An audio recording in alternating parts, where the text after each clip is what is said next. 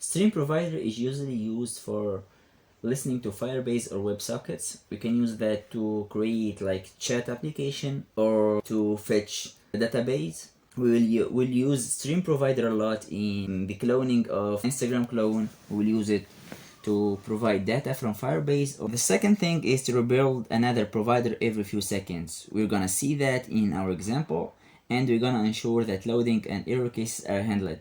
We're gonna see both of those. So our example here will provide some colors. It's a list of color, and when the list is at the end, it will give us an error. Okay, we're going to start with a normal application. As you can see, this is a hello world, simple hello world. As usual, we're gonna use provider scope in the top hierarchy of the app. So provider scope, the child, we'll put this my app here. As you can see, provider scope is depend on Hooks Riverpod. So you can download Hooks Riverpod by just going to pub YAML and just put your package here. Just write this line. Now let's get back to the main. Let's put the theme to dark first. So theme data.dark. Let's save that. Now we're gonna start by building the business logic of our application. So let's go to the lib folder and new folder which we called application. Inside the application we're gonna put a folder called provider, called providers.dart. We're gonna build here our stream provider. So let's use stream provider. We're gonna call it ticker. This stream provider will return not a synchronous call but a normal call. So it will return stream dot periodic. The periodic will take a duration type, so we're gonna put duration. Seconds 1, and periodic will take also like a callback function. It will run that. So in this function we're gonna give it e plus 1. So it's gonna increment whatever counter will be here every seconds.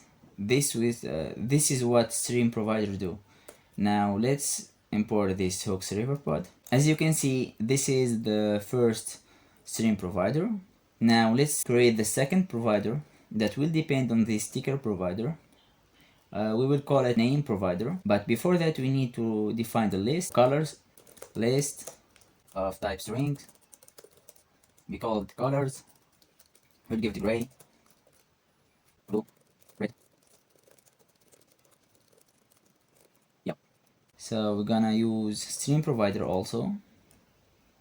Stream provider. We call it color provider.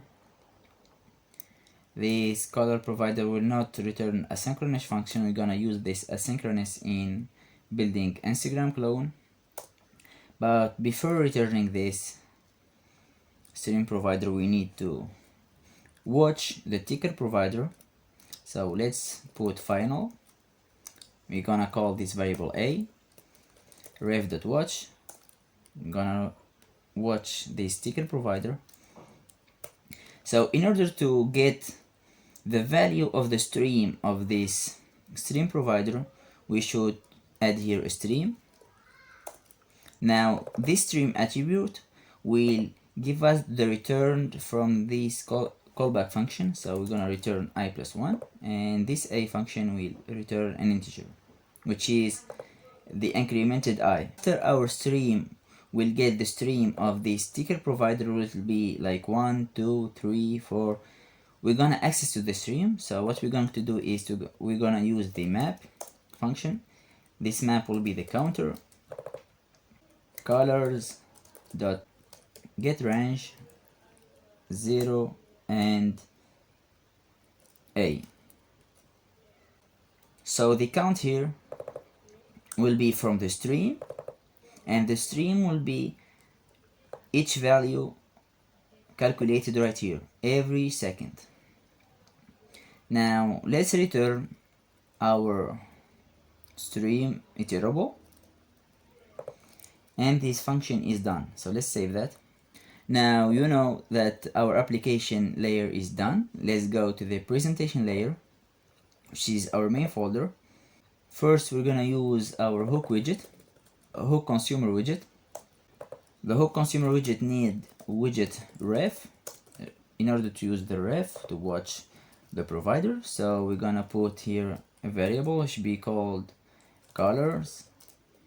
The color will watch the color provider. So now as you can see, color have a async value.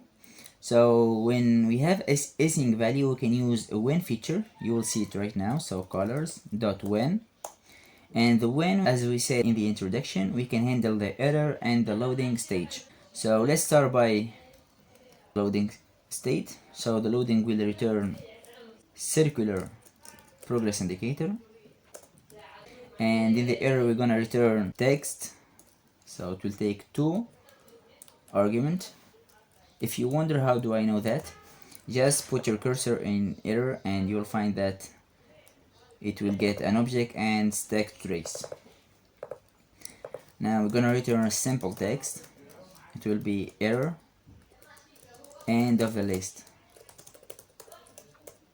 because the error will occur if the list is out of range, because our counter here will outpass our color list. Now let's get back to the data. So let's put data here, and the data will return a list view builder.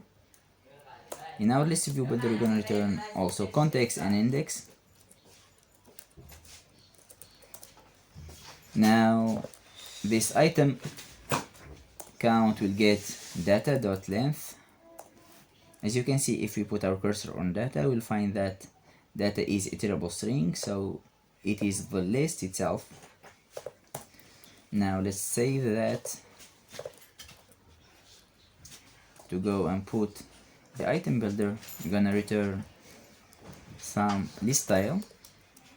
This style will take title. So this title will take a widget, so the widget will be a text, normal text widget. I'm gonna put data inside it, dot element at. Let's return this list style in the item builder. Now it's gonna work. As you can see, we have our color list. At the end of it, we'll get this error handled for us. Simple trick, if you want to know how to add the random color, just go and grab the list style with container. We're gonna give the container color. You're gonna add the math package as math. Now we call. So now we're generating random colors to each color. Let's save that. Let's hot restart. As you can see, we have always random color because we are manipulating the color hexadecimal numbers.